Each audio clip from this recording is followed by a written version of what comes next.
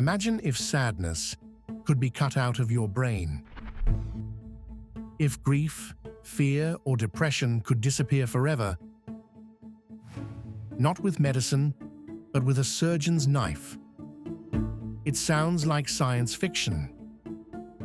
But in the mid-1900s, doctors in America and Europe tried to do exactly that. This is the true story of the doctor who tried to erase pain.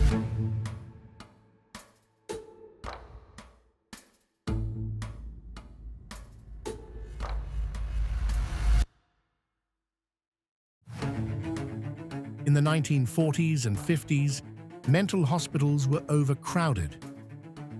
Veterans came home from war with trauma. Families struggled with loved ones suffering from depression, anxiety, or violent outbursts. Back then, there were few treatments, no antidepressants, no modern therapy. People were desperate. And then came a promise. Doctors said, if emotions live in the brain, maybe we can fix them with surgery. The most famous of these doctors was Dr. Walter Freeman, a neurologist in the United States. He didn't just want to treat mental illness, he wanted to cure it forever. Freeman used a procedure called the lobotomy. At first, it was done in hospitals with surgical tools. Later, he made it shockingly simple. He would slide a sharp instrument, like an ice pick, through the corner of the eye and cut into the brain. He called it a quick solution. No operating room needed. He even traveled across America in his van, which people later nicknamed the lobotomobile, performing surgeries in small towns.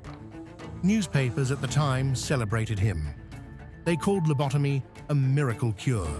Hospitals gave him patients by the dozens. In total, more than 40,000 lobotomies were performed in the United States alone. At first, there were success stories. Patients who had been violent became calm. Soldiers who couldn't stop screaming at night returned home quiet. Families said they finally had peace. But soon, the truth began to show. Yes, the pain was gone, but so was everything else. Patients lost their personalities. They stopped showing ambition, creativity, even joy. Some were left unable to work, unable to care for themselves, unable to feel much at all. We know this not just from medical records, but from survivors and families who spoke out. In interviews, one woman said, her husband came back from surgery, peaceful, but gone. One of the most famous cases was Rosemary Kennedy, sister of US President John F. Kennedy. At age 23, she was lobotomized by Dr. Freeman. Afterward, she could no longer speak clearly or live independently. Her life was changed forever. Despite mounting evidence, Freeman kept going. He performed lobotomies on teenagers, mothers, even children as young as 12. By the 1960s, journalists began investigating.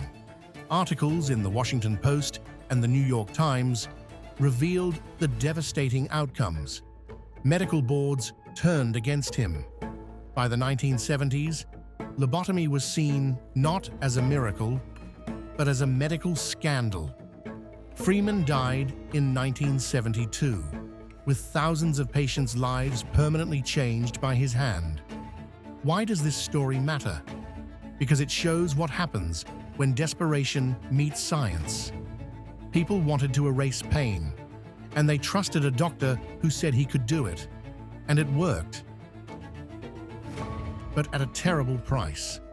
Today, lobotomy is banned. Modern medicine uses therapy, antidepressants, and other safer treatments, but the questions remain. How far are we willing to go to escape suffering? And if someone offered you a surgery that could erase your sadness forever, would you take it? The story of the doctor who erased pain is not just about medicine. It's about being human. Because pain, as unbearable as it feels, is part of what makes us alive. It's tied to love, to memory, to joy. Dr. Freeman tried to cut pain out of the brain, but in doing so, he cut out humanity itself.